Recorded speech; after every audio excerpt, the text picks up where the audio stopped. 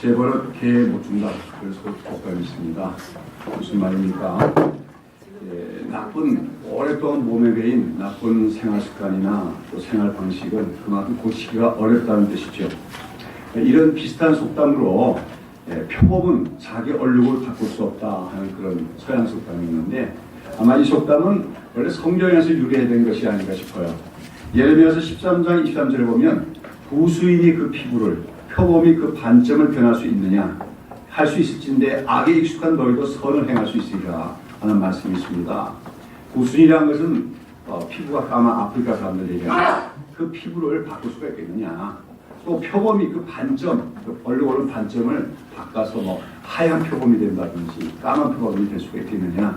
만약 그렇게 할 수 있다면 악에 익숙한 죄악을 짓기에 너무 빠르고 밥 먹듯이 죄악을 짓는 너희들도 선을 행하는 사람들이 될 수 있지 않겠느냐 이런 말씀이 있는데 예레미야 당시에 이스라엘 백성들이 너무나도 밥 먹듯이 그 죄를 지으며 살아가는 그 모습에 대해서 하나님이 참 안타까우시면서 책망하신 말씀인데 아마 이 말씀이 속다 서양 속담으로 사용이 된 것 같습니다. 아무튼 우리가 오랜 세월 동안 우리 살다 보면 그 생활 속에서 생활 습관이 쌓여지고 그러면서 그 나쁜 생활 습관, 또 나쁜 어떤 사고 방식, 나쁜 어떤 잘못된 그릇된 가치관들이 형성이 되는데 참 이런 것들이 잘 고쳐지지가 않을 때가 많다는 거예요. 이것이 이제 우리 기독교인들에게도 마찬가지입니다. 우리가 예수를 믿습니다. 예수 믿는다는 게 그냥 무슨 뭐 종교를 택한 게 아니고 우리 예수 믿는다는 건 거듭난 걸 의미하는 거 아닙니까? 자, 거듭난 건 새 사람이 된 걸 의미하죠. 그래서 누구든지 그리스도 안에 있으면 새로운 피조물이야. 이전 것이 지나가시 보라 새 것이 되었다고 했습니다. 성경은. 근데 우리가 나 자신을 보든지 또는 교회 안에 많은 사람 볼 때 별로 변한 것 같지 않아요. 예수 믿기 전이나 예수 믿고 후나 별로 그 성격이나 성품이 달라진 게 없는 것 같습니다. 가치관마저도 잘 바뀌지 않는 것 같아요. 그래서 요즘 흔히 하는 얘기가 뭐 교회 사람이나 세상 사람이나 똑지 않느냐 이런 말도 나오게 된다고 하는 것입니다. 사실 우리가 정말 오늘 구원받았다고 하지만 아직까지도 우리 안에는 옛사람이 남아있고 이 옛사람을 우리가 벗어버리는 것이 일생의 과제라고 할 수가 있어요. 그 옛사람을 벗어버리기 위해서 우리가 무단히 노력해야 되고 힘써야 됩니다. 그런 힘씀이 없이 우리가 그 옛사람을 벗어버릴 수가 없다고 하는 것이죠. 자, 그런데 이것은 구약시대 이스라엘 백성들도 마찬가지였다 하는 것이죠. 우리는 그동안 출애굽기를 살펴보고 있습니다만은 자, 이스라엘 백성들은 애굽 땅에서 400년간을 살았습니다. 한동안 이제 그 요셉이 살아있고 그럴 당시에는 자유로운 백성으로 살았지만 요셉이 죽고 나서 또 그 왕조가 바뀌고 나서는 어떻게 합니까? 요셉을 알지 못하는 왕들이 세워진 이후로 이스라엘 백성들은 애굽에서 뭐가 됐습니까? 노예가 되었습니다. 그래서 수가 적어도 300년 가량을 노예로 살다 보니 그 오랜 생활 동안 그 몸에 뭐가 배입니까? 노예로서의 생활 습관. 왜 노예 근성이라고 하죠. 그 노예 근성이 몸에 배었다고 하는 겁니다. 그래서 이제 그 이스라엘 백성들이 그 애굽 땅에서 해방이 돼서 하나님의 은혜로 구원을 받고 말하면 자유인이 됐습니다만 그들은 여전히 그 노예 근성을 버리지 못한 모습을 보이게 됩니다.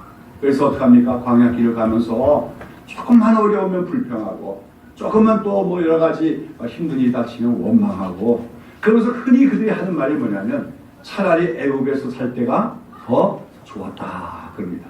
그래서 어떤 데 심지어는 지금이라도 애굽으로 돌아가자고 얘기할 때가 있다고 하는 것이죠. 바로 이게 노예 근성인데요. 이 노예 근성의 가장 큰 특징은 뭐냐면 자유의 가치를 알지 못한다는 거예요. 우리가 자유가 없는 상태에 살다가 자유를 얻게 됐습니다. 근데 자유를 얻고 보니 우리 생활이 더 어려울 수도 있어요. 그럴 때 우리가 조금 더 못 살더라도 자유를 누리는 것이 더 인간다운 것이고 더 가치 있는 것이다. 그것을 깨닫지 못하고 노예 근성을 가진 사람은 차라리 남의 속박 밑에 있으면서도 더 잘 먹고 더 잘 입을 수 있으면 그게 더 낫다고 생각을 한다는 것입니다. 요즘에는 그런 말 잘 안 들리지만 저는 사실 어릴 때 초등학교 다닐 때나 그럴 때 이렇게 보면 제 주변의 어른들이 이렇게 얘기하면서 일제시대가 더 좋았지 하는 그런 말을 저는 심심찮게 들었어요.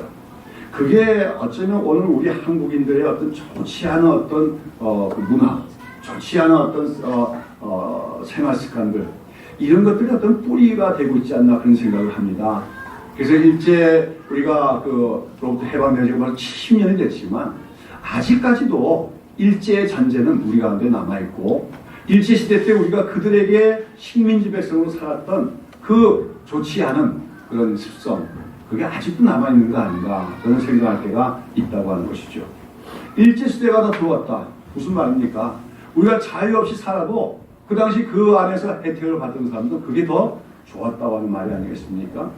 아무튼 이스라엘 백성들은 그 애굽 땅에서 참 인간 대접을 받지 못하고 참 억압을 받으며 살다가 하나님의 은혜로 구원을 받고 자유를 얻게 됐지만 그 자유에 합당한 삶을 살지 못하고 조그만 어려움이 닥치면 애굽에 살던 때가 더 좋았다 푸념하면서 그 노예로 살던 때를 더 그리워할 때가 있었다고 하는 것입니다.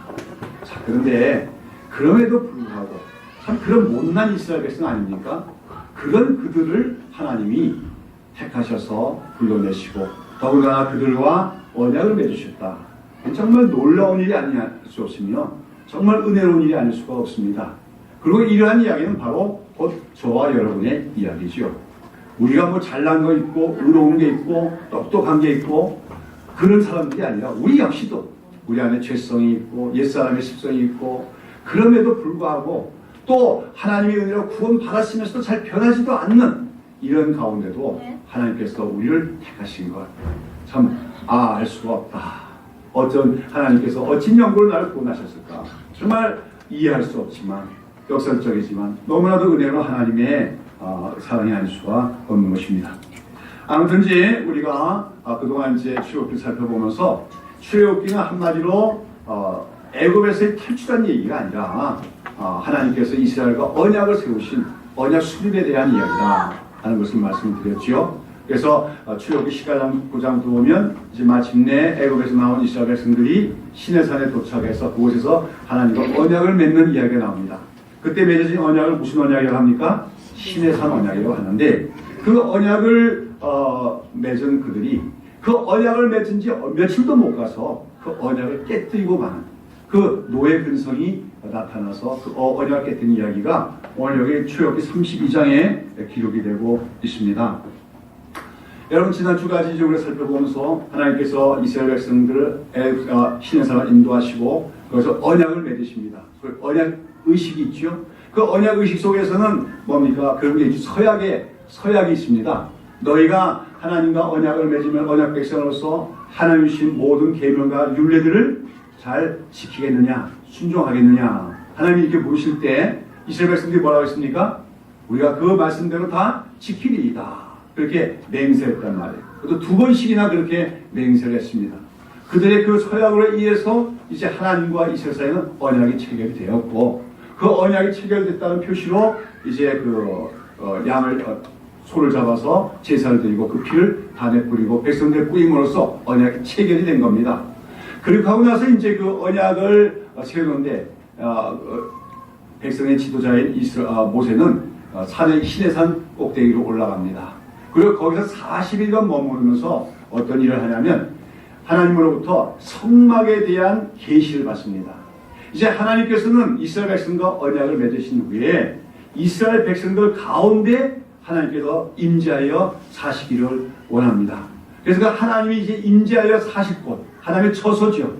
하나님이 거하실 장소로서 성막을 만들도록 하시는데 그 성막을 사람이 임의대로 만드는 것이 아니라 하나님이 지시해 주시는 방법대로만 짓도록 그 하나님 그 성막에 대한 모든 설계를 모세에게 계시로 보여주셔요. 그리고 이제 그 성막에 대한 계시와 더불어서 또 하나님께 주신 모든 율법들, 그 율법들을 하나님께서 친히 돌판을 준비하시고 거기다가 친히 하나님께 새겨주셔서 그 돌판을 율법의 돌판을 주시게 됩니다. 그래서 모세는 지금 산에 올라와서 하나님으로부터 그 성막에 대한 계시를 받으며 또 돌판을 받고 있는데 그동안의 산 아래에서는 아주 해괴한 일이 벌어지고 있었다고 하는 것입니다.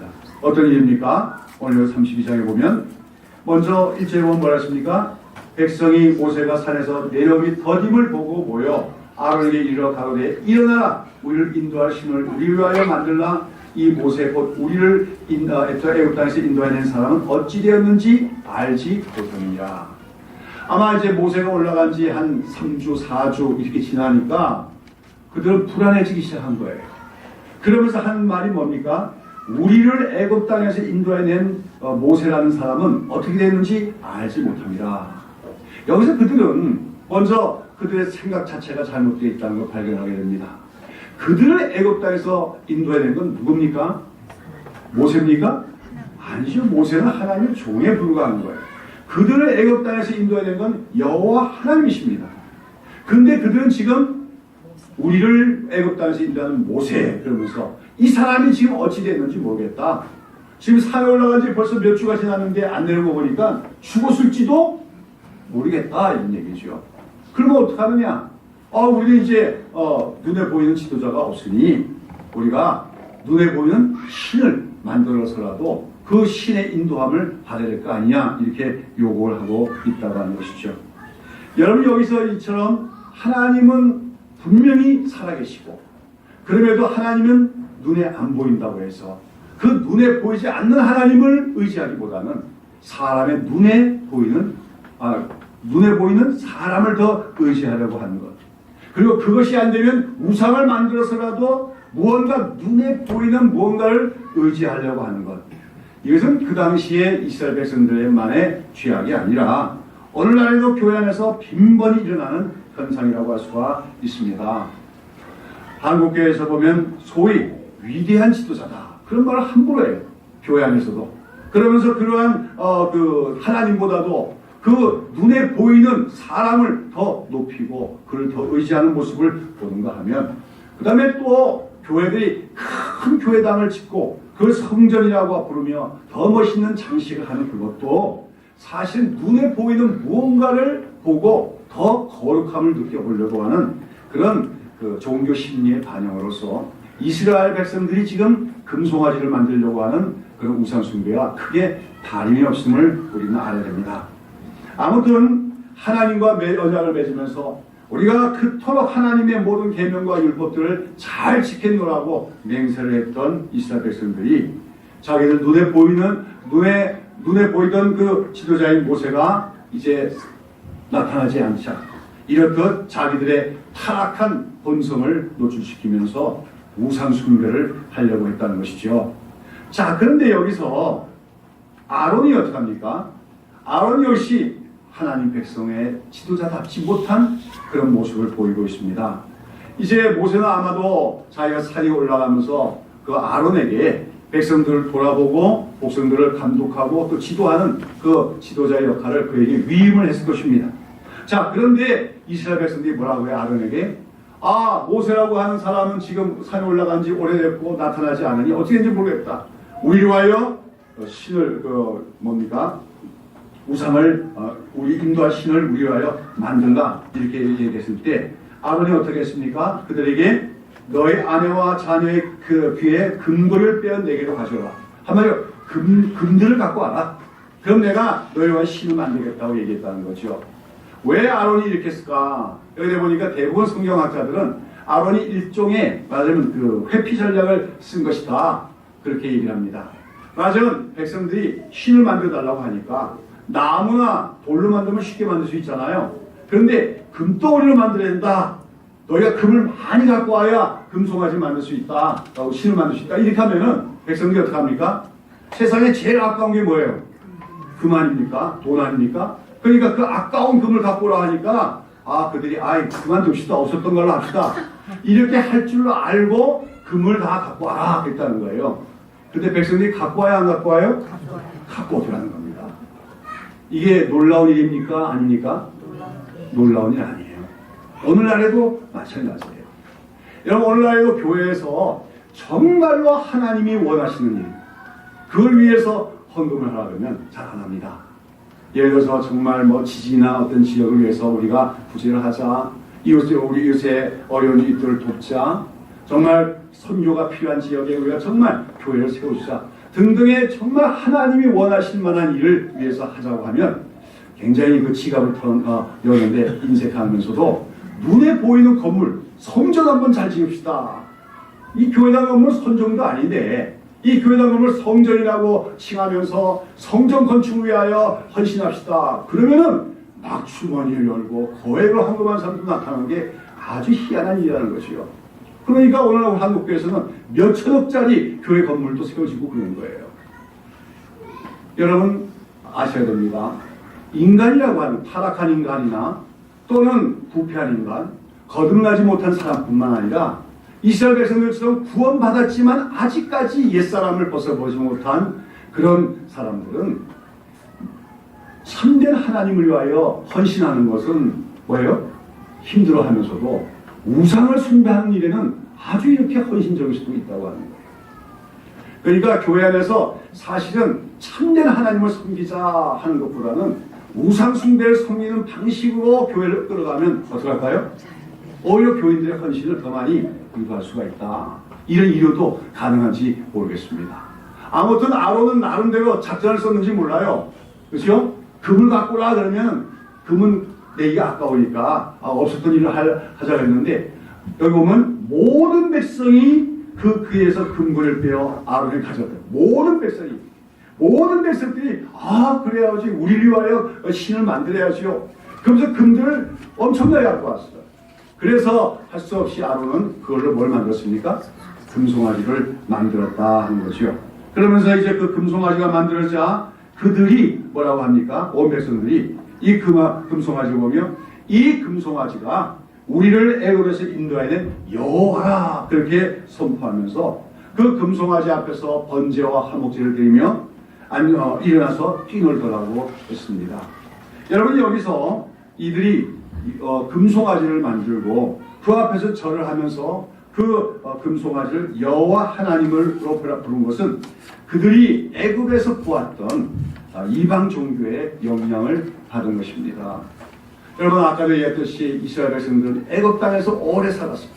우리가 처음에 보면 하나님께서 이스라엘 백성들 처음에 그 조상 야곱의 70인 가족이 왔을 때 그들 고센 땅이라고 하는 곳에 살게 했는데 그것은 비교적 애굽의 중심지와는 거리가 있기 때문에 애굽의 문명이라는 것 속에는 이 이방 종교들이 굉장히 많은 거죠. 그거의 영향을 비교적 받지 않는 지역에 거주하게 하셨어요. 그러나 몇백 년 그 속에 살다 보니 그들이 애굽 사람들과 접촉하게 되었고 애굽의 문명을 보게 되었고 애굽의 종교의식들을 보면서 저거 그럴듯하다 하고 배운 것들이 많아졌다는 거죠. 그런 가운데 애굽의 종교는 한마디로 다시 있는 종교죠. 일본의 그 힌두교하고 좀 비슷한 게 애굽의 종교가 아닌가 싶어요. 그러면서 이제 그들은 많은 신들 섬기는데 그들은 이제 신이 나타날 때 현신이라고 해서 신이 나타날 때 어떤 동물의 형상으로 나타난다고 생각을 합니다.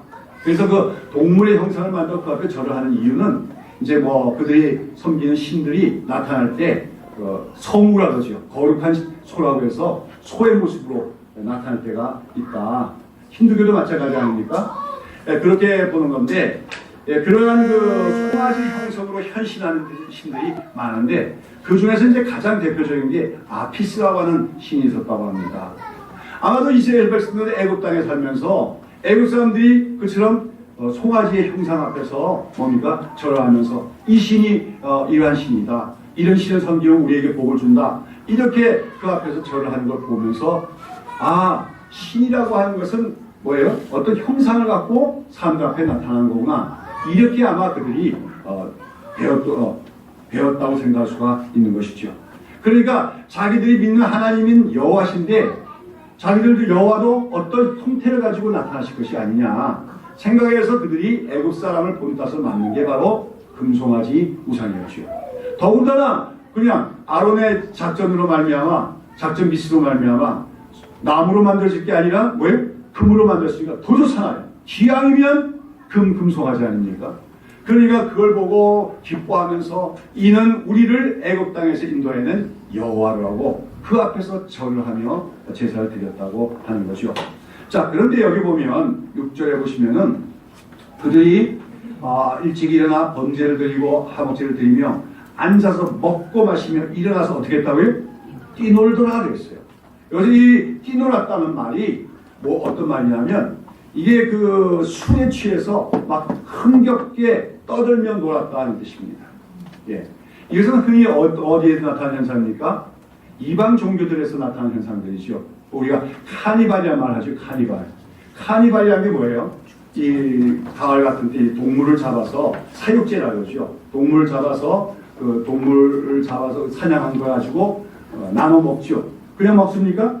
반드시 술을 따르게 있고 술만 마시지 않고 보통 이방인들은 대부분 종족들은 카니발 의식에서 뭐냐면 성적인 그런 행위들도 이루어집니다. 남녀간에 그냥 혼음이 이루어지고 그렇게 하는 것인데 바로 그거란 표현이에요. 이스라엘 백성들이 애굽에서 보고 배운 대로 하는 거예요. 그렇게 하는 것이 더 뭐예요? 그 복받는 것일 줄로 알고 금송아지를 만들어 놓고 그 앞에 번제와 제사를 드리고나서 그 앞에서 술을 먹고 흥겨워하면서 막 춤을 추고 그러면서 남녀간에 뒤엉키는 음란한 성적인 의식을 가졌다고 하는 것입니다. 완전히 부패한 행위를 하고 있는 것이죠. 여러분, 이들의 이러한 행위는 지금 어떤 계명을 어기고 있는 겁니까? 10계명 중에서 제2계명 우상을 만들지 말며 그 앞에 절하지 말라는 계명도 어겼고 하나님의 이름을 망령되이 일컫지 말라는 계명도 어긴 것이고 더 나아가면 근본적으로 여호와 앞에 다른 신을 있게 하지 말라는 그 계명까지 다 어긴 거예요. 그들이 이 계명을 어겼으니 10계명은 모든 율법의 모법인데 그 계명 10계명들을 다 어겼으니 이들은 하나님과 언약을 뭡니까? 깨뜨리고 만 것이라고 하는 것입니다. 자, 이처럼 산 아래에서는 이런 기괴하고 폐역한 행위가 이루어지고 있는 동안에 모세는 시내산 정상에서 하나님께서 친히 율법을 새겨주신 그 돌판을 받아서 이제 하산하려고 합니다. 그런데 거기서 하나님께서 뭐라고 말씀하는 거죠? 모세야, 너는 내려가 봐라. 지금 네가 애굽 땅에서 인도하는 백성이 내 백성이 부패하더라. 여기 하나님 말씀을 보십시오. 하나님도 좀 많이 화가 나셨어요. 그렇죠? 그래서 뭐랍니까? 네가 애굽 땅에서 인도하는 내 백성이 부패하더라. 야, 맞아요? 틀려요? 아니죠. 원래 뭐라고 말씀하시대요? 내가 애굽 땅에서 인도하는 내 백성이 부패하더라 해야 되는데 하나님 뭐랍니까? 네가 애굽 땅에서 인도하는 네 백성이 부패하더라. 다시 말해서 무슨 말입니까? 얘들은 더 이상 내 백성 아니다. 자기들 말한 대로 네가 인도해야 됐더니 네가 인도하는 거야. 네 백성이다. 그렇게 말씀을 하시는 거죠. 한마디로 그들의 그 부패한 행위, 그 우상 숭배 행위로 말미암아 그들이 하나님과 맺은 언약을 깨뜨렸고 더 이상 그들은 하나님의 언약 백성이 아님을 하나님이 말씀을 하신 것입니다. 그러면서 하나님이 뭐라 합니까? 그들이 이러한 여기서 구절에 보면 여호와께서 또 모세에게 이르시되 내가 이 백성을 보니 목이 곧은 백성이로다. 목이 곧은 백성이다. 목이 곧다는 게 뭐죠? 네. 목에 디스코 오면은 목에다 기부스를 많이 하게 되는데 그게 목에 곧은 게 아니라 원래 짐승들에게 가축 소나 말에게 적용하는 말이에요. 이제 소나 말을 이제 그 고삐를 끼고 그렇죠? 멍에를 쥐고서 이렇게 끌고 밭을 가게 하지 않습니까? 그러면 주인이 끄는 대로 어떻게 돼요? 순종하면서 가면서 밭을 가야 되는데 아예 어떤 고집이 센 소나 말들은 어떻게 합니까? 주인 말 안 듣습니다. 자가 끌어도 안 날아갑니다. 그러면서 어떻게 하죠? 목을 치켜 세우죠. 목에 힘을 주고 빳빳하게 붙이면 이 주인도 이거 끌어내기가 힘들어요. 그럼 어떻게 해야 돼요? 채찍질 할 수밖에 없는 것이죠. 바로 그런 상태가 목이 곧은 다는 표현인데 이것이 뭐냐면 완고하고 고집하고 변화되지 않는 그런 심성을 가리켜 목이 곧다. 근데 하나님이 이스라엘을 보고 목이 곧은 백성이라고 말을 하십니다. 나중에 이제 선지자들도 보면 범죄하는 이스라엘 향해서 너희들은 목이 곧은 백성이라고 얘기합니다. 사실 우리 안에서 이 목이 곧다는 말은 근본적으로 마음의 변화가 일어나지 않은 상태를 얘기하는 거예요. 여러분 오늘 우리가 구원을 받고 우리 마음속에 근원적인 변화가 일어나는데 종교로서는 기독교를 택했고 형식적으로 교회 다니면서 우리 마음속에 변화가 일어나지 않으면 우리 역시 목이 곧은 백성이 될 수밖에 없다고 하는 것입니다. 그러면서 하나님은 이 백성은 목이 곧은 백성이다. 이 말은 뭐냐면 이 백성은 참 변화되기가 힘든 백성이다 그러게요. 그렇기 때문에 내가 어떻게 하겠다? 10절에 보면 그런즉 나대로 하게 하라. 내가 그들에게 진노하여 그들을 진멸하려고 너로 큰 나라가 되게 하리라. 어떻게 말합니까? 이렇게 부패하고 나와 언약을 맺은 지 몇 시간 됐어도 언약을 깨뜨리고 하는 이 목이 곧은 백성을 난 더 이상 내 백성이라고 인정할 수 없으니 내가 이 광야에서 그냥 아예 어떻게 합니까? 다 진멸시키고 말하겠다. 다 죽이고 말겠다는 겁니다. 진멸시키고 모세야 너로 말미암아 내가 새로운 나라, 새로운 큰 나라를 이루게 하리라 말씀하십니다. 원래 너로 큰 나라가 되게 하리라. 이거 원래 누구와 약속했던 겁니까? 아브라함과 약속했던 건데 하나님이 아브라함과 맺었던 언약을 이제 무효화시키고 모세와 이제 새로운 구속 언약을 세우시겠다고 말씀을 하시는 거죠. 여기서 이제 모세는 이러한 하나님의 참 진노에서 바라시는 말씀을 듣고 모세가 여기서 중보의 기도를 하게 됩니다. 그것이 바로 11절부터 13절의 내용이죠. 11절부터 13절의 내용 자세히 보면 여기 보면 모세는 한 두세 가지의 근거를 가지고 하나님께서 이스라엘의 진노를 거두시고 그들과의 언약을 회복시켜 주실 것을 간구하고 있는 것을 볼 수 있습니다. 제일 먼저 그는 하나님의 영광을 근거로 해서 하나님의 영광이라는 목적하에서 하나님께 기도하는 것을 볼 수가 있습니다. 여기 보면 그는 말합니다. 여호와여 어찌하여 그 건건능과 강한 손을 애굽 땅에서 인도하여 내신 주의 백성에게 진노하시나이까. 어찌하여 애굽 사람으로 이르기를 여호와가 화를 내려 그 백성을 산에서 죽이고 지변에서 진멸하려고 인도해 내었다 하게 하셨나이까. 이렇게 하나님께 묻지요. 이런 말을 하려면 하나님 만약에 하나님께서 지금 이스라엘 백성들을 여기서 진멸하신다고 한다면 그 이 이스라엘 백성들이 원래 살던 땅, 그 애굽 땅 사람들이 뭐라고 할 겁니까? 여호와 하나님을 조롱하지 않겠느냐는 거예요. 그 여호와라는 하나님은 이상하고 괴팍한 하나님입니다. 기껏 애굽 땅에서 잘 살고 있는 자기들 이스라엘 백성들을 또 이끌어내더니 광야에 다 죽여버리고 말았어. 그런 좀 괴팍하고 성말은 하나님 아니냐. 맞아, 하나님께 대해서 그들이 조롱을 하면서 하나님 여호와라는 그 이름이 명예가 손상되지 않겠느냐. 여기서 모세는 먼저 그것을 얘기합니다. 우리를 불쌍히 여겨주시다가 아니라 하나님의 영광을 위해서 하나님의 영광이 가려지는 것을 막기 위해서 하나님의 이름을 위해서 명예를 위해서라도 이 백성을 이 땅에서 여기서 진멸시키는 것을 거두어줘 달라고 얘기합니다. 다음으로 그는 또 뭐라고 합니까? 주의 종 아브라함과 이삭과 이스라엘을 기억하소서 얘기합니다. 여기서 또다시 이제 모세는 이스라엘 백성들의 선조인 조상인 아브라함과 맺었던 언약을 하나님께 상기시켜드리고 있죠. 하나님이 그 약속을 맺을 때 우리가 알다시피 신해성 언약은 쌍방적 계약이겠죠. 이스라엘 백성들이 하나님의 그 모든 명령에 순종할 때 그 모든 복을 받고 만약에 그 순종하지 않으면 저주를 받는 구조가 있는 게 그 신해성 언약입니다. 그러나 이스라엘 백성들이 하나님의 언약 백성에 든 근거가 뭡니까? 바로 아브라함 언약이었고, 근데 그 아브라함 언약은 쌍방적 계약이 아닌 일방적 계약이었습니다. 언제 아브라함이 하나님께 불러달라고 한 것도 아니고, 그런데 하나님이 아브라함을 일방적으로 불러내서 택하시고 내가 너로 큰 나라를 이루게 하고 너를 복의 근을 되게 한 약속하신 약속, 그게 아브라함 언약이죠. 지금 모세는 그 아브라함 언약을 근거로 하나님께 간구합니다.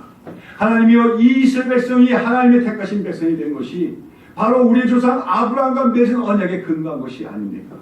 하나님은 그 언약 속에서 하나님께 일방적으로 아브라함의 후손들을 큰 민족이 되게 하겠다 하겠고 이 가나안 땅을 기업으로 주시겠다고 약속했던 것이 아닙니까?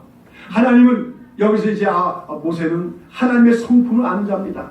하나님은 언약을 세우시면은 그것을 취소할 줄 모르고 반드시 이루시는 분이라는 걸 그는 확신하고 있었던 거죠. 하나님께서는 아브라함과 맺은 그 언약을 절대로 취소할 뿐도 아니고 그를 모른 채 할 뿐도 아닌 것을 압니다. 그런데 왜 이제 와서 아브라함의 후손이 이 민족을 침멸하시고 나로 말미암아 새로운 나라를 만들겠다고 하십니까? 아브라함의 언약을 기억하소서. 이렇게 그는 간구를 하는 거죠. 여기서 그는 그래서 하나님께 눈물 흘리면서 동정 사기 작전을 한 게 아니라 아까 얘기한 것처럼 하나님의 영광을 위하여 하나님의 언약을 근거로 해서 하나님께 기도를 했고, 이러한 모세의 기도에 대해서 하나님은 응답하셔서 여기 보면 14절에 보면 뭐랍니까? 여호와께서 뜻을 돌이키사 말씀하신 화를 그 백성에게 내리지 아니하시라. 그래서 말씀하신 화라는 건 뭐예요? 그들을 거기서 진멸해 버리는 그 하나님의 진노의 심판은 거두셨다는 거죠. 그러나 그들과 이스라엘과 하나님 사이에 깨어진 언약은 어떡합니까? 아직 깨어져 있는 상태에 있는 거예요. 자, 그 후에 이제 모세는 사나이로 내려옵니다. 내려와 보니까 뭐 시끌벅적한 소리가 들려요. 그러니까 그 동행했던 여호수아가 이게 무슨 소리입니까? 지금 저 산 밑에 전쟁이 난 것이 아닙니까? 이렇게 묻는 거죠. 그랬더니 모세가 말합니다. 이거는 싸움하는 소리도 아니고 승전가도 아니고 패야에서 보는 울부짖는 부르짖도 아니고, 이것은 그들이 지금 하나 그 우상 숭배를 하며 떠들썩하게 놀고 있는 그런 소리로다. 내려가 보니 어떤 모습이 있습니까? 그들 백성들의 진영 한가운데 번쩍번쩍거리는 금송아지를 하나 만들어 놓고 그 앞에 온 백성들이 모여들어서 그 앞에 춤을 추고 술에 취해서 또 남녀간에 뒤엉켜서 음란한 행동하면서 여호와 하나님을 부르고 있는 거예요. 여기서 모세가 어떡합니까?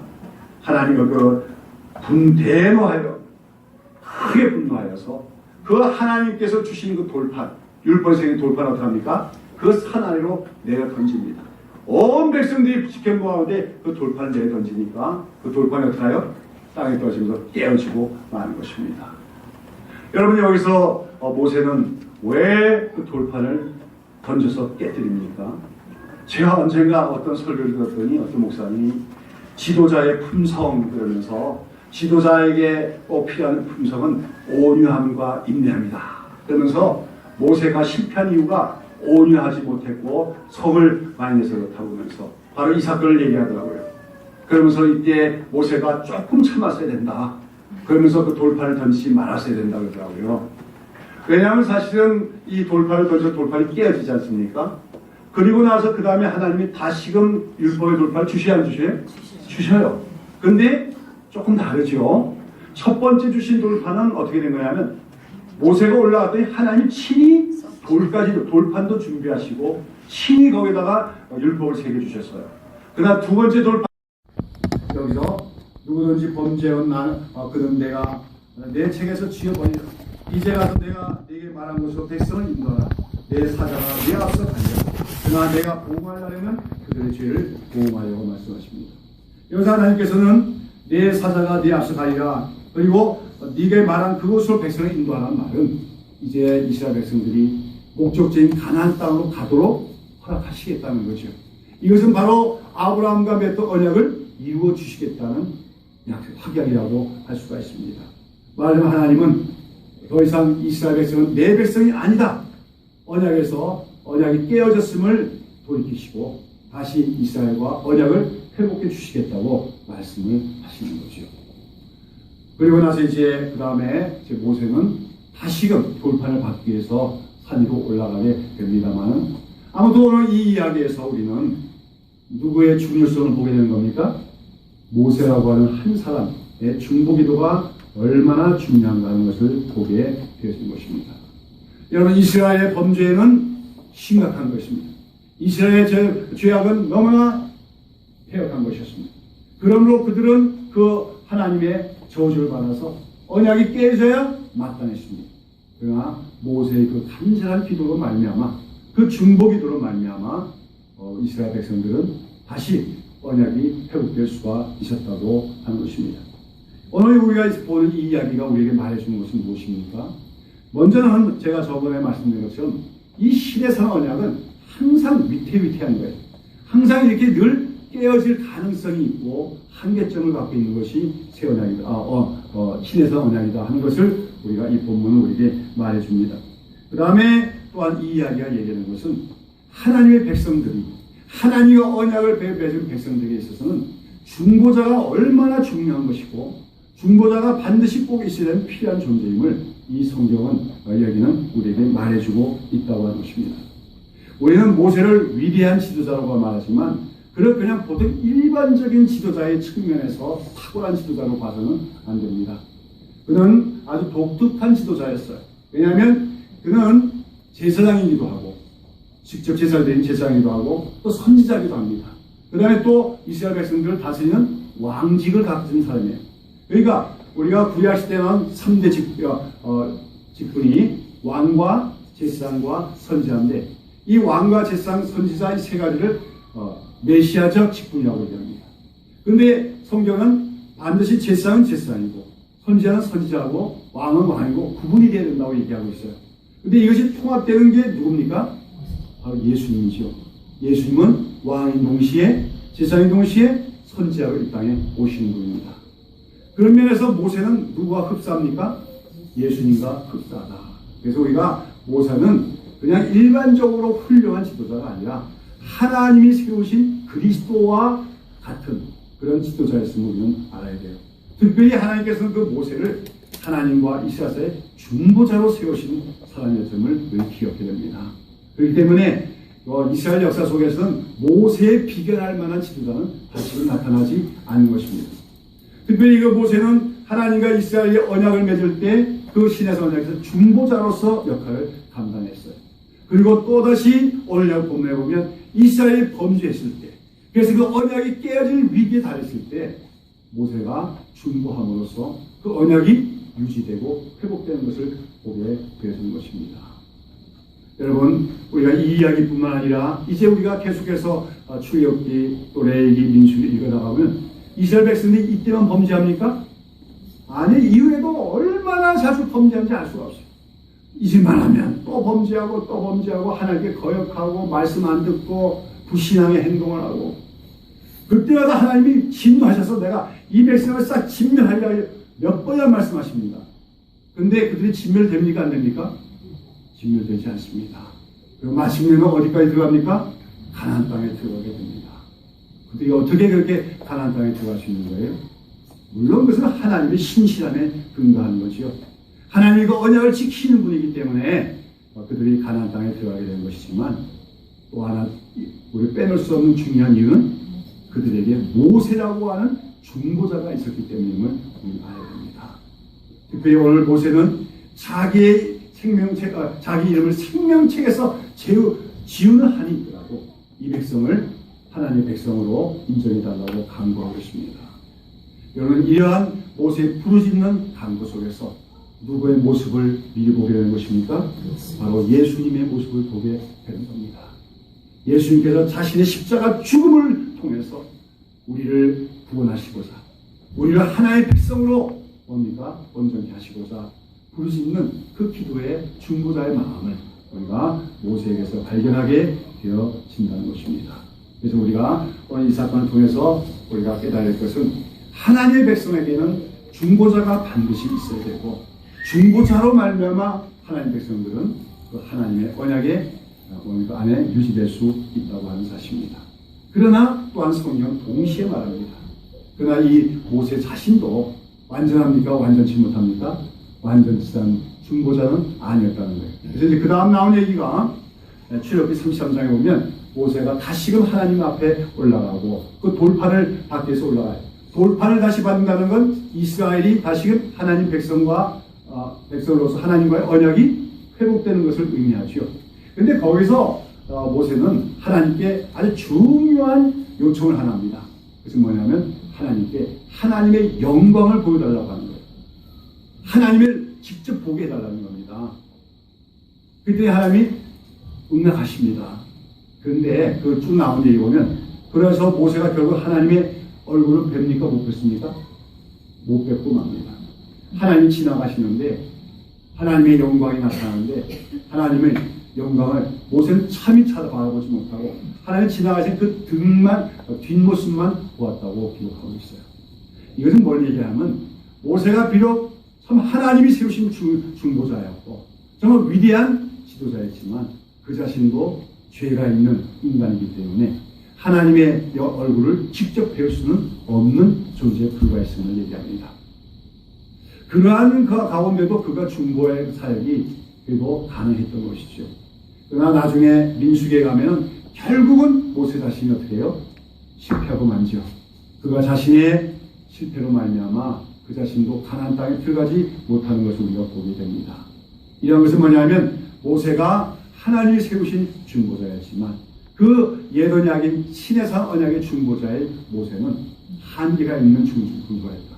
불완전한 중보자였음을 우리에게 말해주고 있다고 하는 거예요. 그렇다면 오늘 우리에게는 누가 계십니까? 예수님이 우리의 중보자로 계심을 우리는 기억해야 될 줄로 믿습니다. 자, 여러분, 이스라엘 백성들이 애굽 땅에서 나온 이후에 광야길을 걸어가는 이야기, 그다음 마침내 가나안 땅에 들어가는 그 모든 이야기들은 오늘 우리가 이 세상으로부터 구원을 받고 나서 광야와 같은 이 세상을 살아가다가 마침내 천국에 이르게 되는 그 과정에 대한 하나의 그림자와 같은 이야기라는 것을 우리가 알아야 될 줄로 아는 것입니다. 그런 가운데 이스라엘에게 모세가 있으므로, 모세는 중보자가 있으므로 그들이 마침내 가나안 땅에 들어갈 수 있었던 것처럼 우리도 하나님의 구원을 받고 마침내 영원한 구원에 이르게 되고 완전한 구원에 이르는 것은 우리가 의롭거나 우리의 노력과 선행에 의해서 되는 것이 아니라 누구로 말미암아? 예수 그리스도로 말미암아, 예수님의 중보로 말미암아 우리의 구원이 성취되는 것임을 기억해야 될 줄로 믿습니다.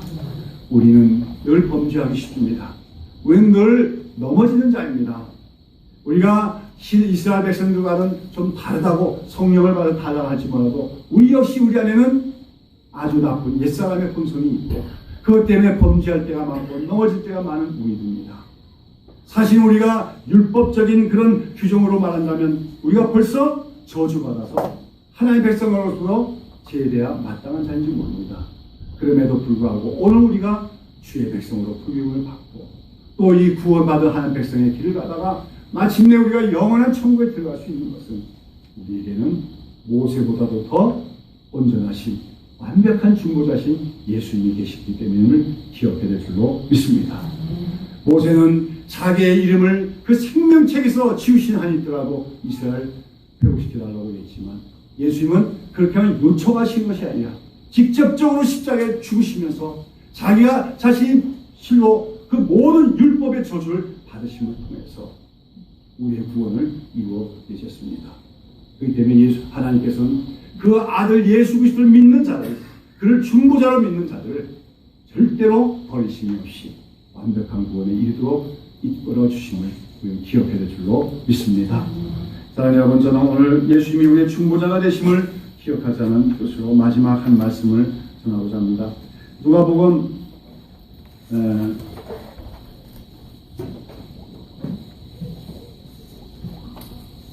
22장 31절 32절에 보면 예수님이 이제 십자가 죽음을 앞두고 제자들에게 말하면 예수님의 십자가 죽음과 고난을 좀 예고를 하실 때 베드로가 뭐라고 하죠? 주여 내가 죽는 데까지 주님을 따르리라. 이렇게 아주 박력 있게 맹세합니다. 근데 예수님이 그때 베드로가 뭐라 합니까?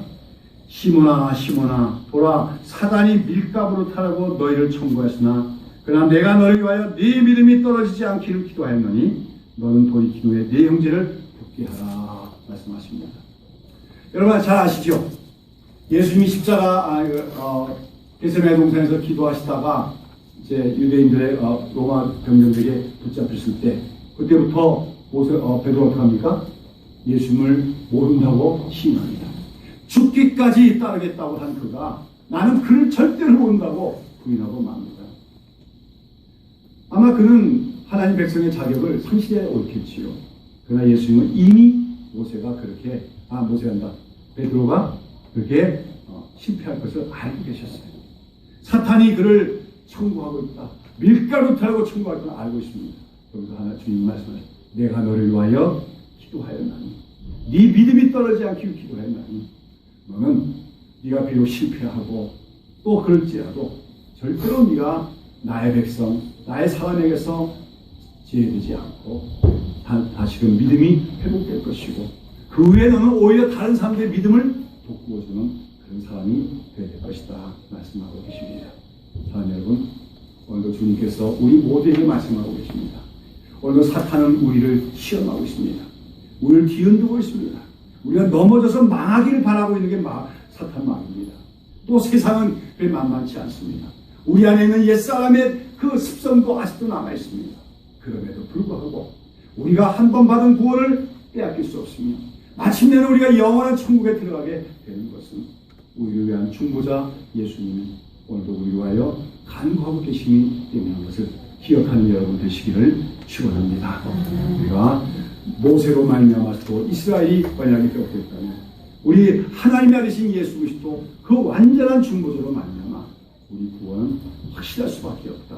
이 믿음을 가지고 오늘 우리 예수님을 붙들고 힘써 나아가는 여러분 되시기를 예수님의 이름으로 축원합니다. 기도합니다. 사랑하는 주님, 오늘도 우리 말씀을 들었습니다. 참 이스라엘이 그 심각한 패역한 우상숭배의 죄를 지어서 그들이 하나님과 맺은 언약이 깨어질 수밖에 없는 상황 속에서 이미 깨어졌음에도 불구하고 모세가 자기의 생명을 걸고 하나님께 중보기도했을 때 하나님의 뜻을 돌이키시고 그 이스라엘과 언약을 회복해 주신 이야기가 곧 오늘 우리 주 예수 그리스도 참된 중보자로 말미암은 우리 구원에 대한 이야기임을 우리가 알게 하심을 감사드립니다. 오늘도 우리는 연약할 때가 많습니다. 우리가 넘어질 때가 많습니다. 우리 안에 아직도 죄악된 습성이 있는 것을 압니다. 또 마귀는 우리를 늘 시험할 때가 많습니다. 그럴지라도 예수님이 위하여 기도하여 주심으로 그 중보 기도로 말미암아 우리의 구원은 절대 빼앗길 수 없음을 기억할 때마다 감사하는 저희들 되게 하시고 날이 갈수록 더욱더 주님만을 의지하는 저희들이 되게 하여 주시옵소서. 예수님의 이름으로 기도하옵나이다. 아멘. 우리 다 같이 찬송하겠습니다.